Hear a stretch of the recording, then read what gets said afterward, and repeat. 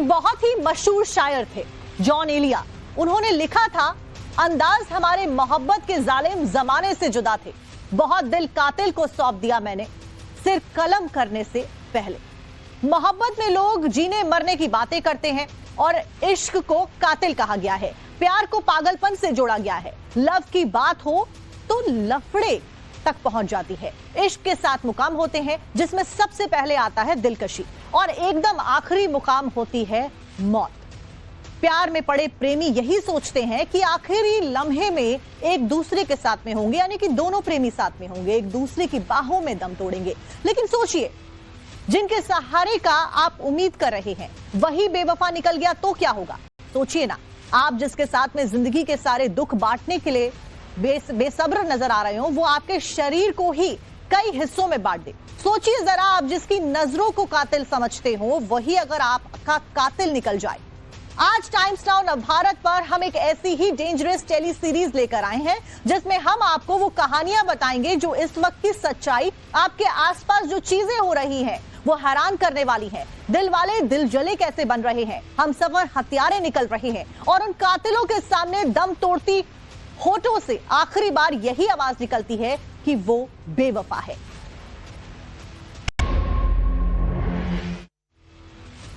Tele series की शुरुआत करेंगे साल 2005 से। साल 2005 में एक मूवी रिलीज हुई थी, आपको याद होगा, जिसमें एक गाना गया था, मेरा दिल जिस दिल पर फिदा है वो बेवफा है। आपने गाना जरूर सुना होगा, लेकिन किसे पता था कि साल 2005 में जो गाने के बोल ये थे वो 20 साल के बाद में, यानी कि 2025 में, आज के समय में लोगों को हकीकत से रूबरू करवा देंगे। टेली सीरीज की पहली स्टोरी में हम आपको उस बेवफा पत्नी की कहानी सुनाने जा रहे हैं जिसने अपने पति को कॉफी दी, बेहद प्यार से कॉफी परोसी गई, ऑफर की गई, लेकिन उसके पीछे छिपी थी जहरीली साजिश।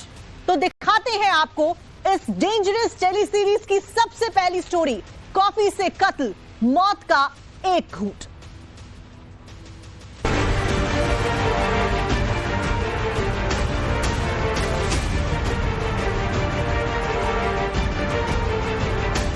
इंग्लिश में एक कहावत है, कहते हैं लाइफ बिगिंस आफ्टर कॉफी। अगर इसे हिंदी में समझे तो मतलब निकलता है कि कॉफी पीने के बाद ही सही मायनों में जिंदगी के रंग समझ आते हैं। लेकिन सोचिए, अगर यही कॉफी आपको जिंदगी के आखिरी मोड़ पर लाकर खड़ी कर दे तो? सोचिए ना, आपने कॉफी के घूंट से सुबह की शुरुआत की, लेकिन उस घूंट के बाद आपका दम घुटने लगता। आपकी पत्नी ने आपको कॉफी ऑफर की, लेकिन वो ऑफर लास्ट वैलिडिटी के साथ आया। डेंजरस टेली सीरीज का ये चैप्टर आपको उस कातिल कॉफी की कहानी बताएगा जिसे पीने के बाद पति पानी पीने लायक नहीं बचा। भाई अभी हॉस्पिटल से आया था 25 तारीख में, 25 ही थी ना बाबू, 25 तारीख में आया तो इसने कॉफी में पता नहीं क्या मिला के भाई को पिला दिया। ये कहानी शुरू होती है एक हंसते खेलते मुस्कुराते घर से। क्लाइमैक्स आता है कॉफी कप के साथ और कहानी खत्म होती है अस्पताल के बेड पर। इसका चक्कर है, इसकी जो ताऊ की लड़की है उसके लड़के की। ये तस्वीर जो आपके सामने है, ये पति पत्नी है, अनुज और पिंकी शर्मा। तस्वीरों में भले ये कपल मुस्कुरा रहा है, लेकिन इस हंसी के पीछे कई दर्द भरी कहानियां छिपी हैं। दोनों की शादी हुई तो शुरुआत में सब ठीक था, लेकिन 2 साल बाद ही दोनों के बीच कलेश शुरू हो गया, जिसकी वजह थी पिंकी का देर तक फोन पर लगे रहना। आरोपों के मुताबिक पिंकी का अफेयर चल रहा था, जिसका पता अनुज को चल चुका था। कभी भी छत पे कर रही है, कभी नीचे जा रही, जब तक भाई नहीं आता था हॉस्पिटल से, और तो भाई के सामने बात नहीं करती थी उससे। तो भाई को इसका फोन पकड़ा, जब इसके मैसेज दिखे, फोटो, और जब ये बात करती थी सब कुछ इससे प्यार से पूछा, भाई ये कौन है, तो इसने नहीं बताया। भाई ने ऐसे ऐसे मैसेज फिर पकड़े जिससे शक करने पे मजबूर हुआ भाई। इसके बाद दोनों में अनबन शुरू हुई, बात मारपीट और फिर थाने तक पहुंची। पत्नी पिंकी को अनुज उसके बाइक छोड़ आया, लेकिन इसके बाद दोनों के बीच काउंसलिंग हुई, जिसके चलते पिंकी वापस ससुराल आ गई। आरोप है कि पति अनुज को रास्ते से हटाने के इरादे से ही उसकी वापसी हुई थी, जिसका मौका मिलते ही उसने कॉफी में मिलाकर अनुज को जहर दे दिया। भाई से लेके नहीं आ रहा था, लेकिन ये आई तो इसने मेरी मम्मी से ये बोला कि जब मैं आई हूँ तो किसी कारण से ही आई हूँ यहाँ पे। मम्मी बोली ऐसा क्या कारण है भाई जो जिसे तू आई, इन्होंने वो तो वक्त बताएगा। अनुज को जरा भी अंदाजा नहीं था कि पत्नी की कॉफी मौत के मुंह में धकेल देगी। वो आईसीयू में अभी भी जिंदगी की जंग लड़ रहा है, एक एक सांस के लिए जद्दोजहद कर रहा है और उसकी पत्नी एक भी बार उसे देखने तक नहीं पहुंची। भाई आईसीयू में था, फिर उसके बाद पुलिस केस वगैरह हुई है तो नाटती रही कि मैंने कुछ नहीं दिया। ना देखने गई भाई को एक बार भी हॉस्पिटल में, ना इसके घर वाले देखने गई। अपने घर वालों को बुलाया इसने, फिर उनकी गैल यो वहां से थाने से चली गई। मुजफ्फरनगर की जालिमा ने अपने पति को तड़पता हुआ छोड़ दिया। वो उसे आखिरी वक्त पर देखने तक के लिए नहीं आई। लेकिन अगली स्टोरी इसके ठीक उलट है, जहां पर पति ने पत्नी की एक भी नहीं सुनी, जहां पर बॉयफ्रेंड ने अपनी ही प्रेमिका को मार डाला और लव स्टोरी को उस डेंजर मोड़ पर पहुंचा दिया कि फिर शुरू हुई डेंजरस टेली सीरीज की दूसरी स्टोरी, अ ब्रीफ केस, सबसे छोटी कब्र। कभी भी सूटकेस का जिक्र होता है तो ट्रैवलिंग का ख्याल आता है, लेकिन अगर वही सूटकेस किसी की कब्रगाह बन जाए तो। ये तस्वीर 32 साल की गौरी की है। वो अपने पति के साथ बेंगलुरु शिफ्ट हुई थी। 1 महीने पहले दोनों मुंबई से वहां रहने आए थे, लेकिन किसे पता था कि इस कपल की मुस्कान के पीछे मौत की मिस्ट्री छिपी है और पत्नी की कत्ल का आरोप किसी और पर नहीं, उसके पति पर ही लगा है। आरोप है कि सबसे पहले पति ने पत्नी को मारा, उसके शरीर के कई हिस्से किए, गौरी के शव को सूटकेस में डाला, हत्या करने के बाद वहां से भाग गया। यहाँ की जहाँ पे हम हैं, ऑफ कोर्स बेंगलुरु के सेंट जॉन्स मॉर्चुरी पे, जहाँ पे ऑफ कोर्स पोस्टमार्टम अभी चल रहा है।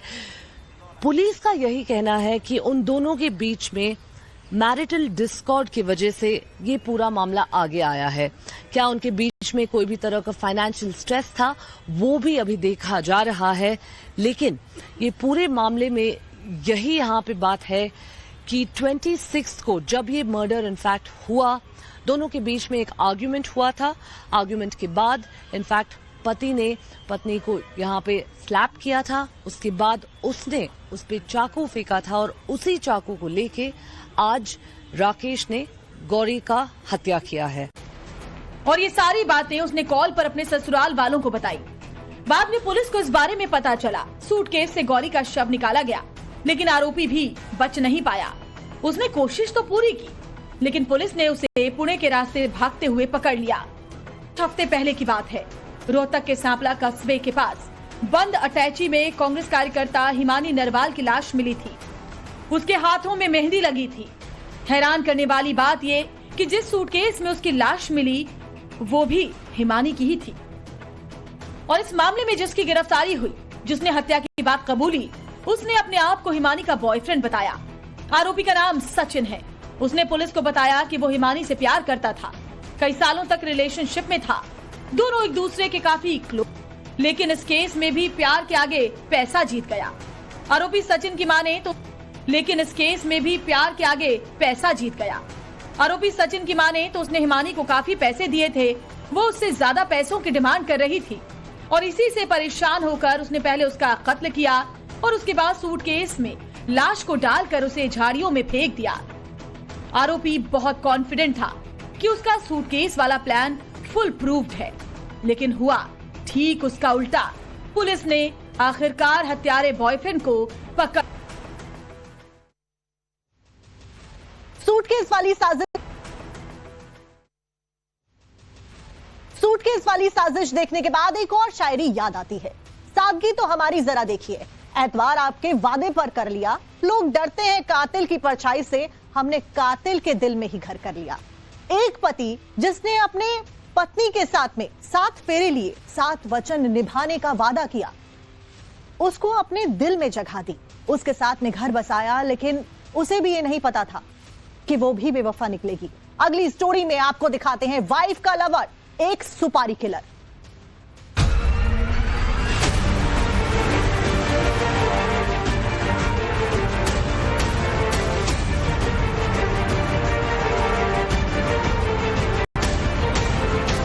काली बाइक, कारतूस, कट्टा, जमीन पर खून, लंगड़ाते बदमाश।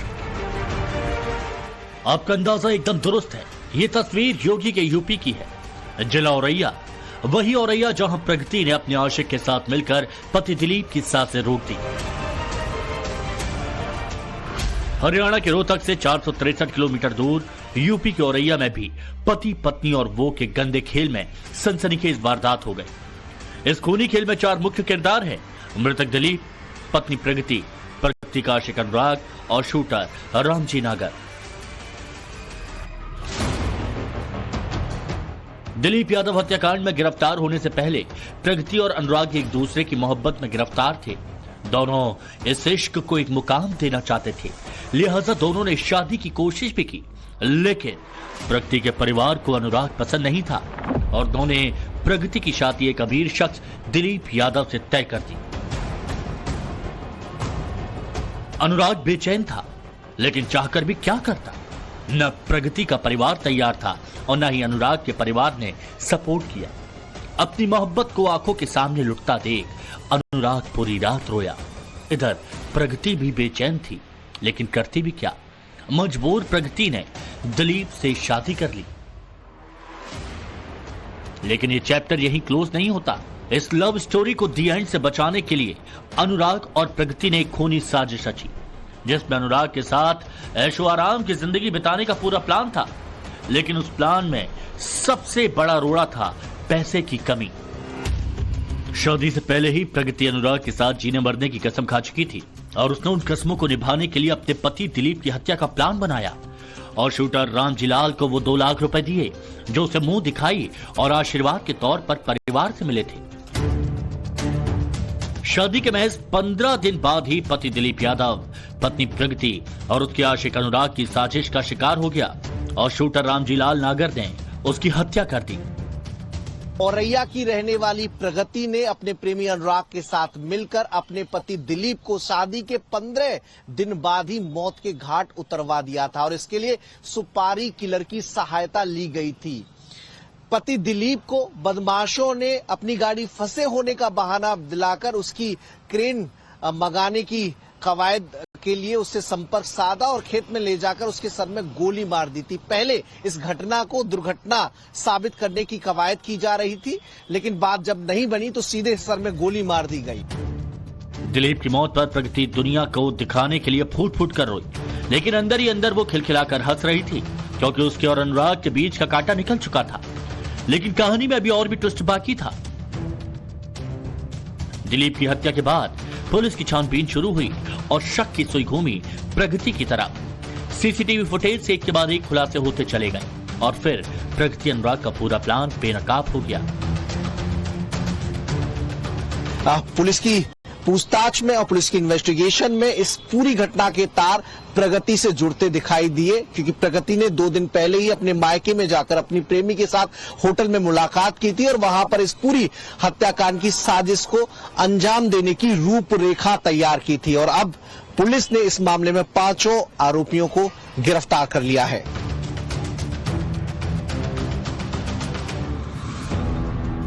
दिलीप की हत्या के केस में प्रगति यादव, अनुराग यादव समेत शूटर रामजी नागर भी धरा गया और अब पुलिस ने इस केस में 25,000 के 2 इनामी बदमाश पिंटू यादव और शिवम यादव को एनकाउंटर के बाद धर दबोचा।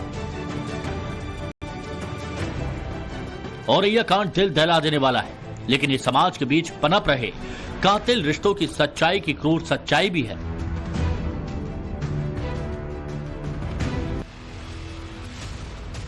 अक्सर प्यार में धोखा खाए लोगों की जुबान से आपने ये जरूर सुना होगा कि दिल के टुकड़े टुकड़े हो गए। लेकिन सोचिए, जिससे आप प्यार करते हैं वही अगर आपके टुकड़े टुकड़े कर दे तो क्या होगा।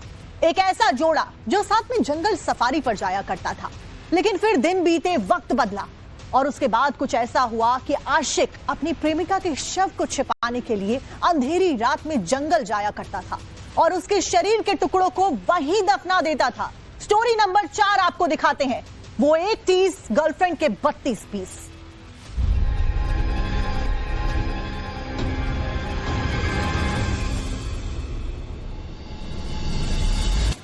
मुंबई की श्रद्धा वॉकर,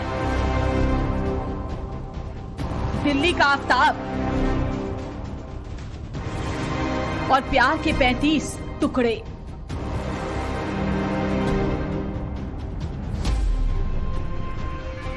दिल्ली के मेहरौली में सनसनीखेज श्रद्धा वॉकर हत्याकांड जब सामने आया तो उसकी कहानी सुन शैतान की भी रूह कांप गई, क्योंकि मुंबई की श्रद्धा ने जिस आफताब के लिए पूरी दुनिया से लड़ाई की, उसी आफताब ने कसाई बनकर उसे 35 टुकड़ों में काट दिया था।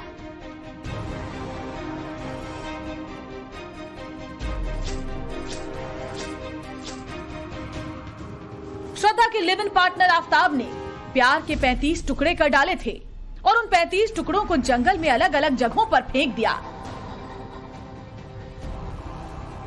लेकिन कहते हैं ना, क्रिमिनल कितना भी शातिर हो, कोई न कोई सबूत छोड़ ही देता है।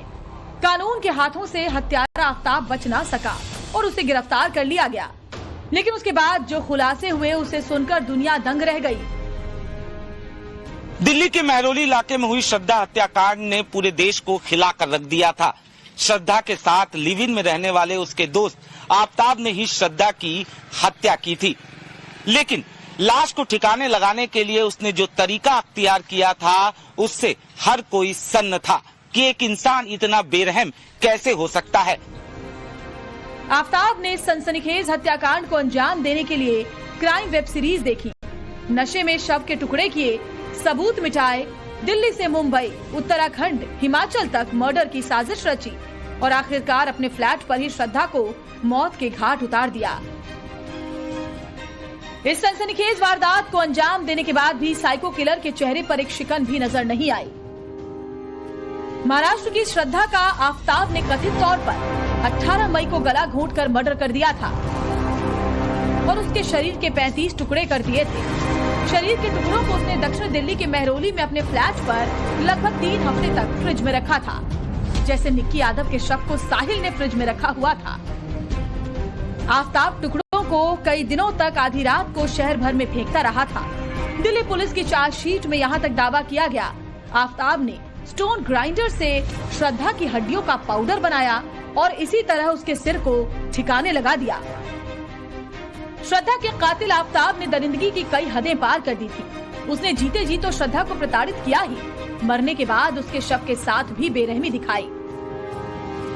वहीं दिल्ली पुलिस ने 6600 पन्नों की चार्जशीट अदालत में दायर की थी, जिसमें आफताब की दरिंदगी की एक एक करतूत लिखी गई है।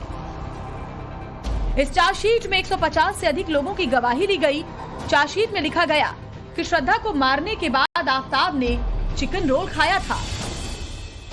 दरअसल दावा किया गया कि आफताब ने ही पुलिस को बताया कि उसने श्रद्धा के शरीर के 35 टुकड़े किए और उन्हें महरौली के जंगल में फेंक दिया। इनमें से करीब 20 टुकड़े बरामद हुए। ये दोनों 2022 की शुरुआत में दिल्ली चले गए थे और कुछ ही समय बाद खर्चों और बेवफाई पर लड़ाई झगड़ों के बाद आफताब पूनावाला ने 18 मई को श्रद्धा की गला दबाकर हत्या कर दी। पुलिस ने चार्जशीट में दावा किया कि आफताब की दिल्ली से दुबई तक कई गर्लफ्रेंड्स थी। मोबाइल फोन अक्सर लोगों को जोड़ने का काम करता है। प्रेमी घंटों इसी मोबाइल फोन पर बातें करते हैं, लेकिन दो दिलों को जोड़ने वाले इस फोन ने एक आशिक का दिल तोड़ दिया। उसने अपनी महबूबा को मोबाइल गिफ्ट किया था और उसके बाद शुरू हुआ लव ट्रायंगल का खेल। अपनी लव स्टोरी में जो खुद को नायक समझता था, वो अपनी गर्लफ्रेंड की हत्या करते वक्त खलनायक बन गया। और यहीं पर बनी हमारी डेंजरस टेली सीरीज की अगली स्टोरी, जो आपको दिखाने वाले हैं। नायक नहीं खलनायक, love story of Ballu.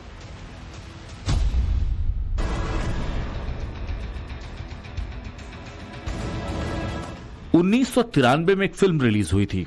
Movie का नाम था खलनायक। बॉक्स ऑफिस पर धमाल मचाने वाली इस मूवी ने एक आशिक को कातिल बना दिया। ये जो शख्स है, इसका नाम है अदनान उर्फ बल्लू। इसने अपनी प्रेमिका का कत्ल कर दिया, सेकंडों में चाकू से गला काट दिया। लेकिन इसे उस बात का बिल्कुल मलाल नहीं। इससे पहले आपको इस कातिल की कहानी बताएं, इसका बयान सुन लीजिए। तुमने कदर काट दी उसकी? जी। किस चीज से काटी? चाकू से। अच्छा। 2.5 साल की कमाई खाई मेरी पूरी और दूसरे यार से फंस गई। मोहब्बत में धोखा दे दिया। बर्दाश्त नहीं हुई अपने को। कौन सी फिल्म देख के करा ये कांड?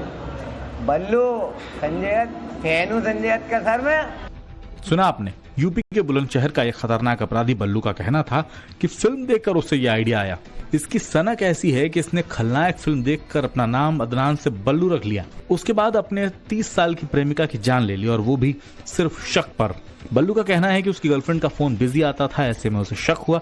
इसी बीच उसने एक दिन प्रेमिका को मिलने के बहाने कब्रिस्तान में बुलाया और गला रेत कर उसकी हत्या कर दी। अदनान उर्फ बल्लू ने अपनी प्रेमिका को मार डाला। उसकी गिरफ्तारी भी हो गई, लेकिन उसको जरा भी पछतावा नहीं। वो तो कहता है कि उसका बस चले तो सबकी जान ले ले। तो मोहब्बत में धोखा दिया, तुमने मार दिया। और क्या, मोहब्बत में धोखा देवे या दोस्ती में धोखा देवे, मैं तो उसे भी मार दूंगा, दोस्तों को भी मार दूंगा। अच्छा। और क्या, अगर मेरे घर वालों के ऊपर आँच भी आई ना तो घर न उड़ादमा बम से समझ लो। हाँ, सबको मार दूंगा।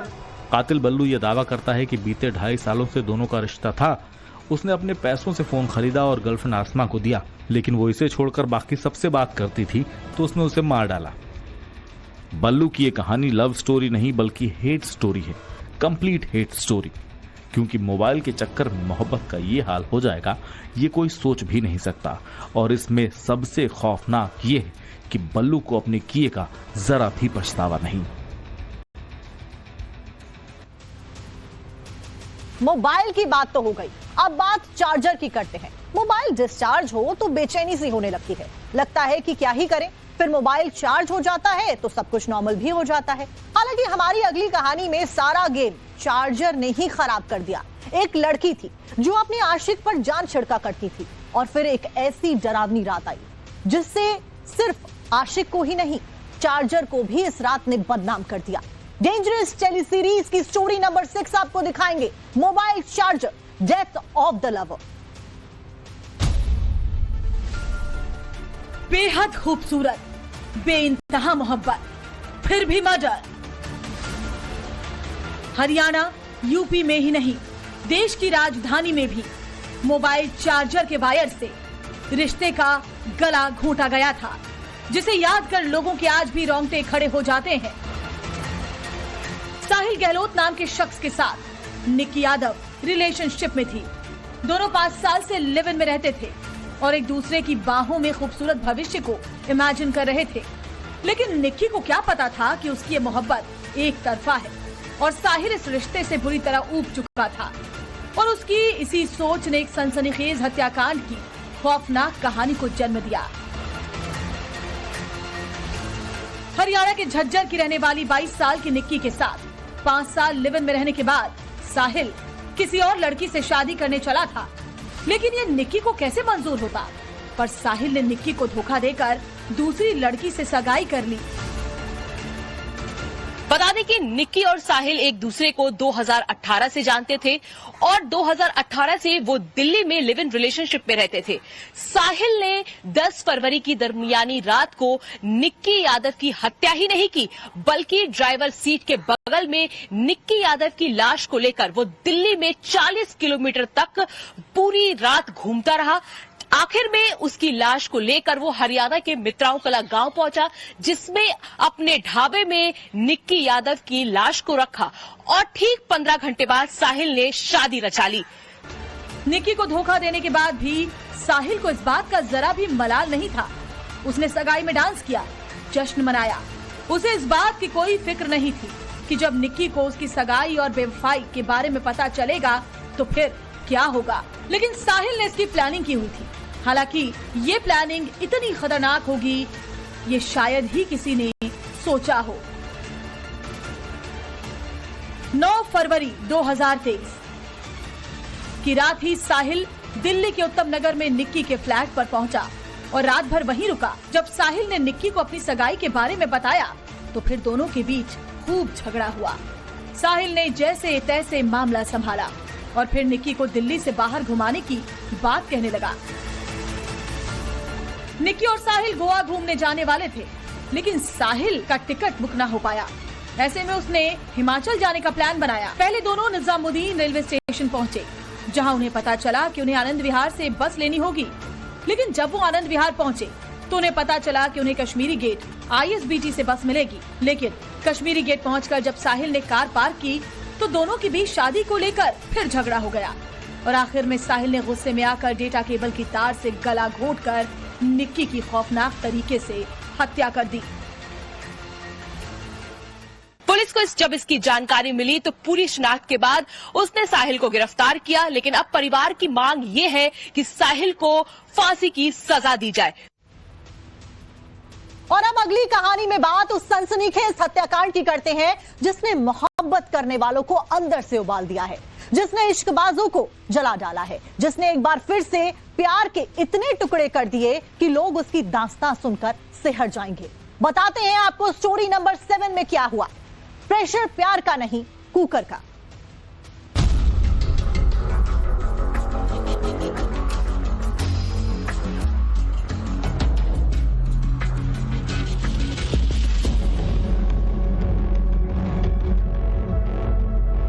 मनोज साने, इस साइको किलर ने हत्या की वारदात को जिस तरीके से अंजाम दिया, उससे न सिर्फ मायानगरी मुंबई बल्कि पूरे देश को झकझोर कर रख दिया है। मीरा रोड के एक अपार्टमेंट में रहने वाले इस साइको किलर मनोज साने को देश ने तब जाना जब 7 जून को उसके घर से बिल्डिंग के लोगों को बहुत तेज बदबू आने लगी। पुलिस और पड़ोसी जब घर के अंदर दाखिल हुए तो फ्लैट में एक महिला की लाश थी। लाश को कई टुकड़ों में रखा गया था, जिसे देख सभी दहशत में थे। लाश के उन टुकड़ों के साथ में मनोज साने खड़ा मिला। पुलिस के मुताबिक हत्या करने के बाद मनोज साने ने इसके टुकड़े टुकड़े कर रखे थे। साइको किलर मनोज साने ने अपनी लिव इन पार्टनर 32 साल की सरस्वती वैद्य की हत्या कर दी। मनोज साने के साइको होने के सबूत इस बात से मिल जाते हैं कि जब पुलिस घर में दाखिल हुई तो उसे एक कुकर में लाश के टुकड़े मिले। इतना ही नहीं, बाल्टी में खून और कमरे में अधजली हड्डियां तक मिली। मनोज साने को साइको किलर नाम इसलिए भी दिया जा रहा है कि उसने बेरहमी से सरस्वती के शव को कटर से काटकर कई टुकड़े बना दिए। शव के टुकड़ों को कुकर में उबालकर 4 दिनों तक उन्हें कुत्तों को खिलाता रहा और वारदात को अंजाम देने के बाद वो कॉलोनी में सामान्य लोगों की तरह रह रहा था। बताया जाता है कि सरस्वती और मनोज के बीच में रिश्ते की शुरुआत एक राशन की दुकान से हुई थी। लिव इन की इस कहानी का आगाज जितना रुमानी था, अंजाम उतना ही खौफनाक। इस घटना ने बड़े शहरों में लिव इन रिश्तों का खूनी सच एक बार फिर से सामने ला दिया था। लिव इन में दोनों 7 साल से थे। इसके बाद दोनों में झगड़े होने लगे। इसके बाद मनोज साने पर इतना खून सवार हुआ कि जिस सोसाइटी के फ्लैट में मनोज साने रहता था, उसी फ्लैट को उसने अपनी दरिंदगी से लहूलुहान कर दिया। ये मामला इतना सनसनीखेज था कि महिला का लिव इन रिलेशन में रहने वाला पार्टनर मनोज साने, जिसकी उम्र 52 साल थी, उसने अपने पार्टनर की न सिर्फ निर्मम हत्या की बल्कि उसके शव के छोटे छोटे टुकड़े किए और उसे सबूत के तौर पर नष्ट करने की कोशिश में प्रेशर कुकर में पूरे शव को उबालने की भी कोशिश की थी। इस घटना के बाद से पूरे महाराष्ट्र में सनसनी फैल गई। अब आलम यह है कि मनोज साने अभी भी कानून की गिरफ्त में है। केस अभी भी चल रहा है, लेकिन कहीं ना कहीं लिव इन रिलेशन में 3 साल तक रहने वाली सरस्वती वैद्या की जो निर्मम हत्या की गई थी, उसको लेकर पूरे महाराष्ट्र में सनसनी फैल गई थी। और इस तरीके के जो रिश्ते होते हैं, चाहे वो प्यार हो, लिव इन रिलेशन का हो या शादी का बंधन हो, कहीं ना कहीं उस पर सवाल खड़े कर रहे हैं कि लोगों की मानसिकता किस तरीके से दूषित होती जा रही है कि सबसे पवित्र रिश्ते और प्यार के रिश्तों को भी इस तरीके से खूंखार और दहला देने वाली वारदातों में तब्दील हो जा रही है। कहते हैं कि दिलों में कई राज दफन होते हैं, लेकिन कई बार दिल के साथ में पूरा जो शरीर है वो दफन कर दिया जाता है और फिर बेनकाब होता है बेरहम कातिल का चेहरा। स्टोरी नंबर 8 में कहानी कुछ ऐसी ही है। Drishyam 3.0 the buried body.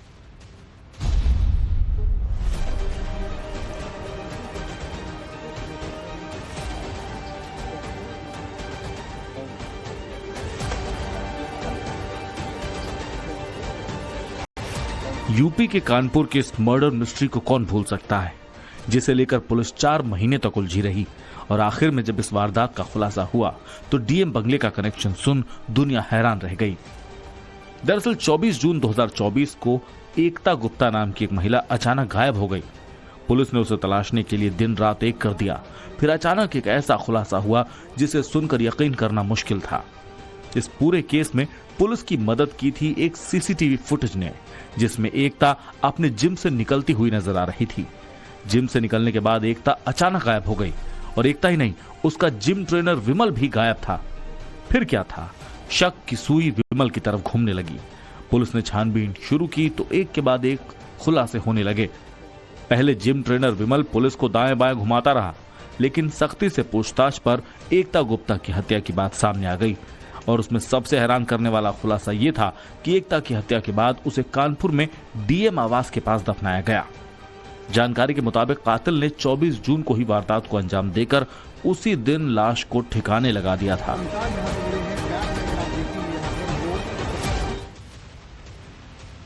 कहते हैं कि मोहब्बत की कोई भी मंजिल नहीं होती, असली मजा तो सफर का ही होता है। लेकिन एक ऐसा स्टेशन भी था जहां पर मोहब्बत ने ही दम तोड़ दिया। Story number 9, the last station, Sanam सौदागर।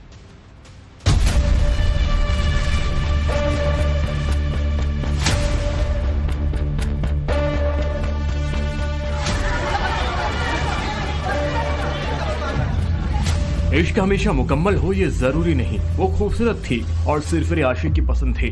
बस इसी बात ने 20 साल की लड़की को प्यार में इंतकाम का शिकार बना डाला। मौत भी ऐसी की दरिंदा भी खौफ खा जाए। 27 जुलाई 2024 को नवी मुंबई में पुलिस ने एक शव बरामद किया। रायगढ़ के उरन इलाके में बुरी तरह से कुचला हुआ 20 साल की लड़की का ये शव था। पेट पर धारदार हथियार से वार थे, पीठ पर भी चाकू के कई वार थे, शरीर की कई हड्डियों को तोड़ा गया था, हाथ और पैर भी तोड़ दिए गए थे, प्राइवेट पार्ट पर जख्म के निशान थे, पत्थर से चेहरे को पूरी तरह से कुचल दिया गया था। लड़की के सिर के बाल भी कटे पाए गए। पुलिस ने इस मामले की शिनाख्त की। 2 दिन पहले गुमशुदगी की लिखाई एफआईआर से बॉडी को मैच कराया गया। लड़की के माँ बाप को भी बुलाया गया। शव की पहचान यश्री शिंदे के तौर पर हुई। पुलिस ने कड़ियां जोड़ी तो सवालों के चक्रव्यूह में बॉयफ्रेंड दाऊद शेख आ गया। यश्री शिंदे का शव बरामद होने के बाद पुलिस हत्या और मौत के एंगल से जांच में जुट गई है। पुलिस ने 12 टीमों का गठन किया। हत्या के आरोपी सनकी की तलाश में छापेमारी शुरू हो गई। महाराष्ट्र से कर्नाटक तक पुलिस सनकी को तलाशने में जुट गई है। तो सामने आया 2019 का एक मामला। 2019 में भी यश्री के साथ गलत हरकत के चलते उसके खिलाफ पॉस्को एक्ट के तहत एफआईआर दर्ज की गई थी। उसके बाद वो सलाखों के पीछे भी रहा, लेकिन वो अंदर ही अंदर प्लानिंग करके बैठा था। उसने यश्री के एक एक मूवमेंट पर नजर रखी और आखिर में उसको बेरहमी से मौत के घाट उतार दिया। और अब जब इन कातिलों की बात होगी तो नीले ड्रम का जिक्र होना जरूरी है। मुस्कान की बेवफाई याद आएगी आपको। साहिल जैसे नफरत के सौदागरों की तस्वीर जहन में जरूर आपके उभरेगी। मेरठ में इस मार्च के महीने में जो भी कुछ हुआ वो डरावना था और वहीं से मिली हमें डेंजरस टेली सीरीज की आखिरी स्टोरी, यानी कि 10वीं story, the new weapon, Neela drum.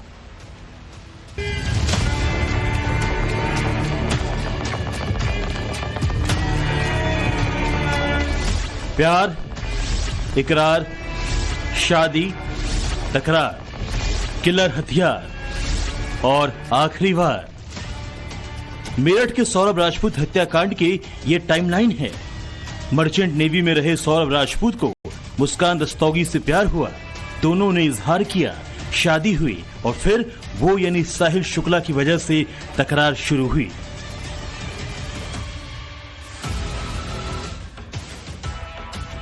साहिल के प्यार और अंधविश्वास में मुस्कान इस कदर अंधी हो चुकी थी कि उसने एक बच्ची की मां होने के बावजूद अपने पति सौरभ की हत्या की साजिश रची और उसे मौत के घाट उतारकर नीले ड्रम में चुन दिया। साहिल मुस्कान की हैवानियत की सजा सौरभ ने भुगती और नीले ड्रम का पूरे देश में खौफ छा गया कि हो सकता है कि साहिल और मुस्कान ने भेड़िया साधना की हो। आपको बता दें कि भेड़िया साधना बेहद दुर्लभ साधना है। मून साधना हमारे तंत्र शास्त्र के अंदर आती है। इसमें क्या होता है, जो रात्रि होती है, रात्रि में जब चंद्रमा का उदय आसमान में होता है, उसकी छाव में ये साधना की जाती है। ये साधना एक पशु की साधना होती, पशु मतलब भेड़िया, उसको ला करके साधना के द्वारा उसको बुलाया जाता है और फिर उसको जागृत किया जाता है। तो उसके द्वारा वो उसकी एक विशेष आवाज होती, जैसे कुत्ते की आवाज होती भौं भौं करके, तो वो एक आवाज करता है जिसको कहता है, तो उस स्वर को समझ। मेरठ कांड की हकीकत क्या है? इस केस में फिलहाल कई थ्योरी हैं, लेकिन एक हकीकत ये भी है कि अब सौरभ इस दुनिया में नहीं है।